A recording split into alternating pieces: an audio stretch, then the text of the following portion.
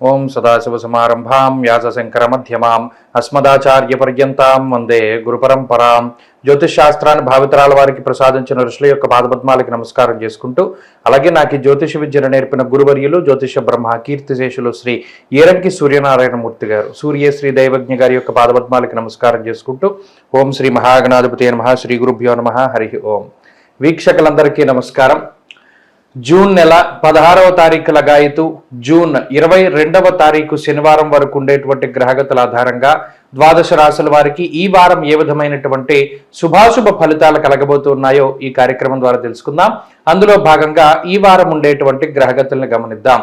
ఈ వారంలో శనేశ్వరుడు కుంభరాశి యందు, మీనమందు రాహువు, మేషమందు కుజగ్రహము, వృషభ రాశి యందు గురుడు, మిథున రాశి యందు రవి, బుధ, శుక్రగ్రహాల యొక్క సంచారం అనేటువంటిది జరుగుతూ ఉన్నది.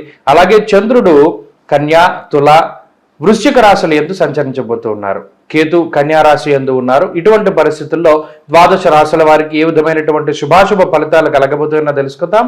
మీనరాశి వారికి ఈ వారం సాధారణమైనటువంటి గ్రహస్థితి గోచరిస్తూ ఉన్నది. ప్రత్యేకించి ఈ వారంలో చంద్రబలం చాలా తక్కువగా ఉండడం, కేవలం వారాంతంలో మాత్రమే చంద్రుడు అనుకూలిస్తూ ఉండడం, అలాగే చతుర్థ స్థానమందు శుక్రుడు, చతుర్థ స్థానమందు బుధుడు అనుకూలంగా ఉండడం, ఈ రెండు గ్రహాల మీదే ఈ వారం మొత్తం ఫలితం కూడా ఆధారపడి ఉంటుంది. అయితే ఈ గ్రహస్థితి ప్రత్యేకించి ఈ రాశి వారికి ఆరోగ్యంపై, అలాగే ఆర్థిక పరిస్థితులపై, ఉద్యోగముపై, కుటుంబ పరిస్థితులపై ఎక్కువగా ప్రభావాన్ని చూపెడుతూ ఉంటుంది. మొట్టమొదటిగా ఆరోగ్య పరిస్థితిని కనుక పరిశీలనం చేసినప్పుడు తృతీయ స్థానమందు గురుడు, జన్మరాశి యందు రాహువు, 2-12 స్థానాల్లో క్రూరమైనటువంటి అర్గళము అనేటువంటిది ఆరోగ్యపరమైనటువంటి భయాన్ని కలగజేస్తుంది. ఇది వచ్చినటువంటిది చిన్న ఇబ్బంది అయినప్పటికీ ఏదైనా భయంకరమైనటువంటి వ్యాధులు వచ్చాయేమో అనేటువంటి భయం మాత్రం చాలా అధికంగా ఉంటుంది. ఈ మానసికమైనటువంటి భయం వల్లే కొంత ఎక్కువగా ఇబ్బంది పడుతూ ఉంటారు తప్పితే ఈ రాశి వారికి మరి ఏ ఇతరత్ర ఇబ్బంది ఉండదు.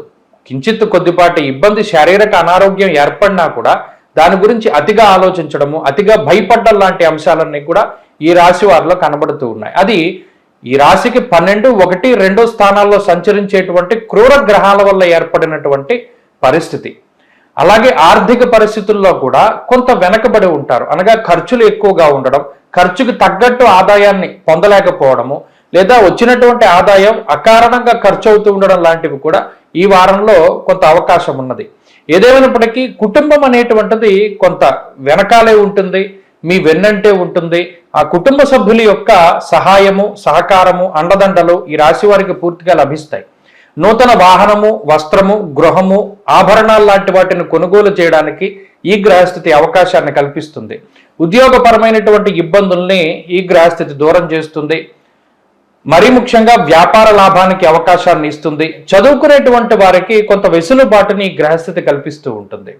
కాబట్టి ఈ వారంలో ప్రత్యేకించి ఈ గ్రహస్థితి వల్ల అటు మానసిక ఇబ్బందులు, ఆరోగ్యపరమైనటువంటి సమస్యలు మినహాయించి మరి ఏ ఇతరత్ర ఇబ్బందులు కూడా కనబడడం లేదు. విద్యార్థులకి కూడా గ్రహస్థితి బాగున్నది. స్త్రీలకి కూడా ఈ గ్రహస్థితి కొన్ని మంచి ఫలితాలు ఇస్తూ ఉన్నది. ప్రత్యేకించి ఆరోగ్యం పట్ల శ్రద్ధ వహించాలి. కుటుంబ పరిస్థితులు బాగున్నాయి. ఉద్యోగ వ్యాపారాలు చేసేటువంటి స్త్రీలు లాభపడడానికి అవకాశం ఉంటుంది. మీనరాశి వారి ఈ వారం మరింత అనుకూలమైనటువంటి ఫలితాలను సాధించడానికై సుబ్రహ్మణ్య ఆరాధన విశేషించి చేస్తూ ఉండడం చెప్పదగినటువంటి సూచన. ఈ వారంలో కలిసి వచ్చేటువంటి రోజు బుధవారంగా చెప్పవచ్చును. అదృష్ట సంఖ్య 2, అదృష్ట వర్ణము ఆకుపచ్చ. స్వస్తి.